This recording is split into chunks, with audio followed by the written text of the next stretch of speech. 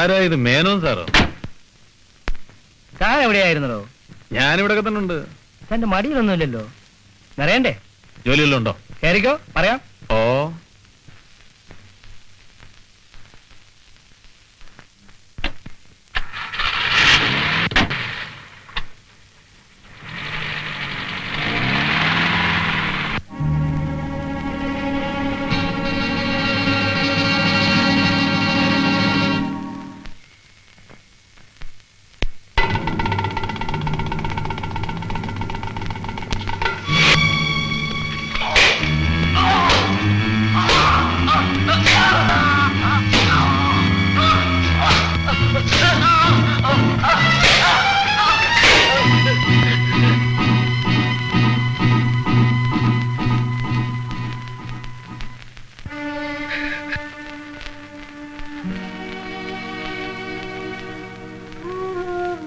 എന്നെ എന്തിനാ ഇങ്ങനെ ഇട്ടേച്ച് പോകുന്നത്?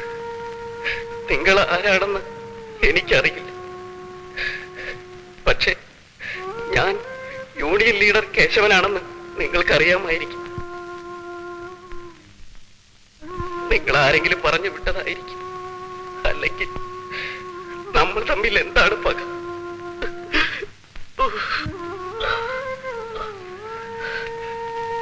എന്റെ പൊന്നനിയ, എനിക്കൊരു ഉപകാരം ചെയ്യാം. പണം കിട്ടിയാലേ ചെയ്യുന്നുണ്ടെങ്കിൽ എന്തു വേണം പറയൂ, ഞാൻ ഫാക്ടറിയിൽ എന്നോടൊപ്പം ജോലി ചെയ്യുന്ന ഒരു തൊഴിലാളിയുടെ നില വളരെ ഗുരുതരം. എവിടെയൊക്കെ ഓടി കഷ്ടപ്പെട്ടാണ് എനിക്ക് മരുന്ന് കിട്ടിയത്. പക്ഷെ നിങ്ങൾ എന്നെ അനങ്ങാൻ വയ്യാതാക്കിയില്ലേ? ഞാൻ എന്ത് ചെയ്യും?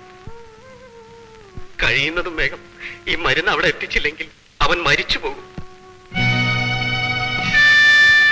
ബാലരാമപുരത്ത് കുമരകം അച്യുതന്റെ വീടാ. ഈ സഞ്ചിയിൽ ഇഞ്ചക്ഷൻ ഉള്ള മരുന്നുണ്ട്. ദയവ് ഇത് അവിടെ ഒന്ന് എത്തിക്കണം.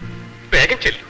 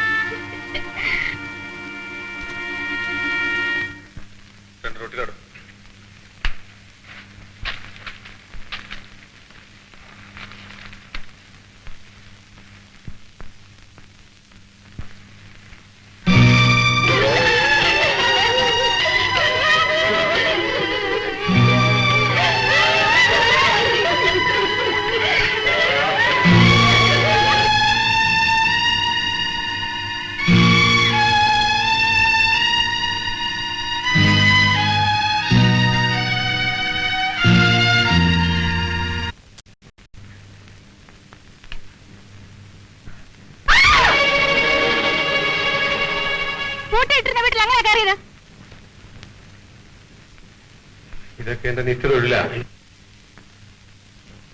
എന്തിനെങ്ങനെ കയറി വരുന്നു? നാശമായി പോയല്ലോ. ഞാൻ ഇപ്പോഴും അതിനൊന്നും അല്ല വന്നേ. പിന്നെ എന്തിനു വന്നെന്നാ ചോദിച്ചത്? എന്റെ മനസ്സിലൊരു സുഖവുമില്ല. ആരുടെങ്കിലും കുറച്ച് തുറന്ന് സംസാരിക്കണമെന്ന് തോന്നി. ആഹാ, തനിക്ക് കുമ്പസാരിക്കാൻ എന്നെയാണോ കിട്ടിയത്? എനിക്ക് വേറെ ആരുമില്ലല്ലോ മാലതി. അതിനിപ്പോ ഞാനെന്താ വേണം? ഇതിപ്പോ കൊത്തി കൊത്തി മുറത്തിക്കറി കൊത്തുകയാണല്ലോ. മതി മതി, എണീക്ക്. ഇതൊന്നും ഇവിടെ പറ്റത്തില്ല. വേറെ സ്ഥലം നോക്ക്. എണീക്ക്. എണീക്കാനാ പറഞ്ഞത്. വിശേഷം മാറിയല്ലോ.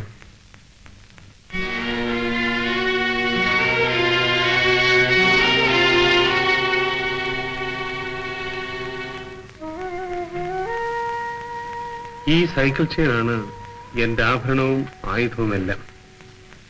കൂലിക്ക് ആളെ തല്ലുക, മീറ്റിംഗ് നടക്കുന്നിടത്ത് ബഹളമുണ്ടാക്കുക, സോഡ ബോട്ടിൽ പൊട്ടിക്കുക. ഛെ, എന്തൊരു വൃത്തികെട്ട ജീവിതമാണ് എന്റെ. ജീവിക്കാൻ വേറെ ഒരു മാർഗവും കണ്ടില്ലേ? ഏത് ദുഷ്ടനാ തന്നെ ഇതൊക്കെ പഠിപ്പിച്ചു വിട്ടത്? രാഷ്ട്രീയം മാലവിക്കറിയാമോ? ഇവിടുത്തെ ചില പ്രമുഖന്മാർക്ക് എന്നെ പോലുള്ള തെമ്മാടികളെ അത്യാവശ്യമാണ്.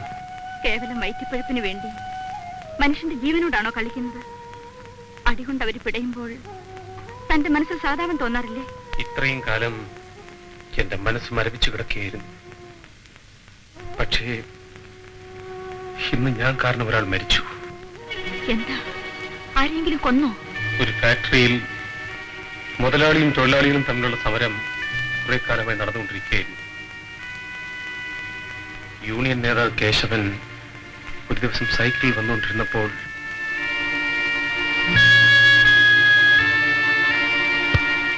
ഇപ്പോൾ സങ്കടപ്പെട്ടിട്ട് എന്താ കാര്യം? ചെയ്യുന്നത് നേരത്തെ തന്നെ തെറ്റാണെന്ന് അറിയാമായിരുന്നെങ്കിൽ എത്രയോ പേരുടെ കൈയും കാലും ജീവനും ഒക്കെ രക്ഷപ്പെടുമായിരുന്നു. ഇനിയെങ്കിലും ഇതൊക്കെ ഒന്ന് നിർത്തൂ. എന്തെങ്കിലും കഴിച്ചോ? ഇവിടെ കഴിക്കുന്നോ?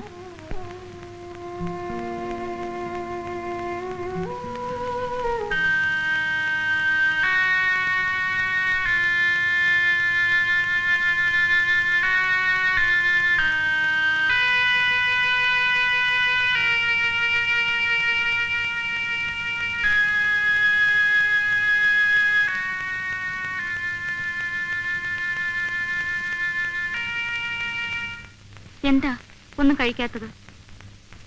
ഈ ചോറിന് വേണ്ടി നീ എന്തെല്ലാം അനുഭവിക്കേണ്ടിയിരിക്കുന്നു എന്നാലോചിച്ചു. ഇതെല്ലാം ഇപ്പോൾ ആലോചിക്കേണ്ട വല്ല കാര്യമുണ്ടോ? കഴിക്കൂ. അമ്മീശ കണ്ടില്ലേ? 1 കിലോ ചോറ് വേണ്ട, കുന്തം വേണേ. ഇല്ല, 1/2 കിലോ.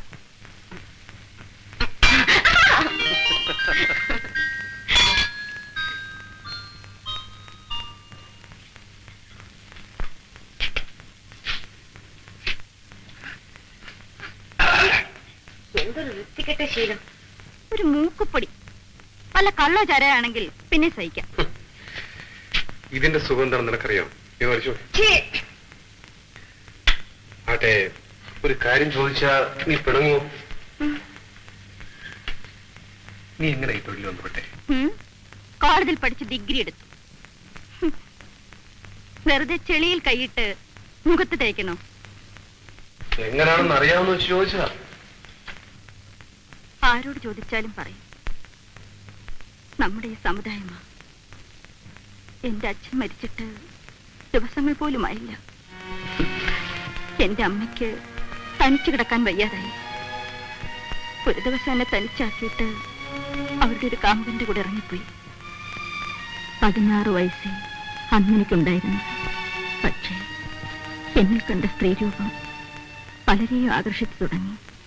അയ്യോ, എത്ര സഹതാപികളായിരുന്നെന്നോ എനിക്കുണ്ടായിരുന്നത്. പുതിയ അച്ഛന്മാര്, അമ്മാവന്മാര്, ചേട്ടന്മാര്. ഇന്നിതാ 6 കൊല്ലമായി സർവീസ് തുടങ്ങിയിട്ട്. 22 വയസ്സായി എനിക്ക്. ഉള്ളു തുറന്ന് സംസാരിച്ചോണ്ടാ ഉള്ള വയസ്സ് പറഞ്ഞത്. മറ്റുള്ളവരോട് പറയുന്നത് 18 10 രൂപയുടെ കൂടുതൽ കിട്ടുമല്ലോ. നീ എപ്പോഴെങ്കിലും ജയിലിൽ പോയിട്ടുണ്ടോ? ഒരു പ്രാവശ്യം. എത്ര കാലം മാപ്പ് കിടന്നു? 3 മാസം. പ്രതിക്കൂട്ടിൽ തലയും കുനിച്ച് നിന്നിരിക്കണം. ഞാനെന്തിനു തല കുനിക്കുന്നു? പിന്നെ തല കുനിച്ചത് ജഡ്ജിയായിരുന്നു. അതെന്താ? കുറ്റബോധം അങ്ങേർക്കുണ്ടേ. വയറ്റിപ്പഴുപ്പിന് വേണ്ടി തൊഴിൽ ചെയ്തവളെ ശിക്ഷിക്കേണ്ടി വന്നല്ലോ എന്നോർത്ത് തന്നെ. അതെ, മാലതി പറയാറുണ്ടല്ലോ, ഈ തൊഴിൽ നിനക്ക് അവസാനിപ്പിച്ചൂടെ? എന്നിട്ട് ജീവിതമാർഗം? ഞാനുണ്ട്. മനുഷ്യരുടെ കൈയും കാലും വെട്ടി ജീവിക്കാമെന്നോ?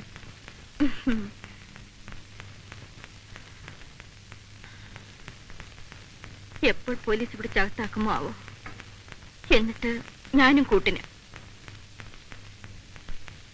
മാലതി, കുറെ ബുദ്ധിമുട്ടുകൾ സഹിക്കേണ്ടി വന്നാലും നമുക്കും മറ്റുള്ളവരൊക്കെ മാനമായി ജീവിക്കാൻ ശ്രമിച്ചുകൂടെ? മാലതി,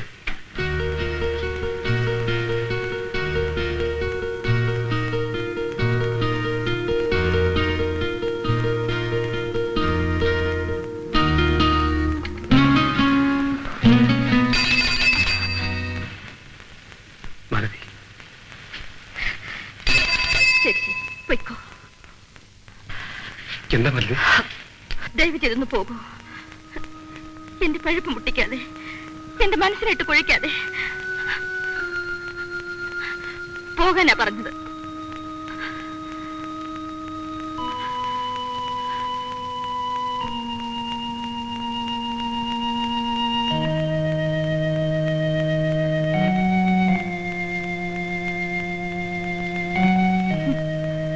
എന്റെ ഡ്യൂട്ടി സമയം. ഇപ്പോൾ വന്ന് എന്തൊക്കെയോ തത്വങ്ങൾ സംസാരിക്കുന്നു.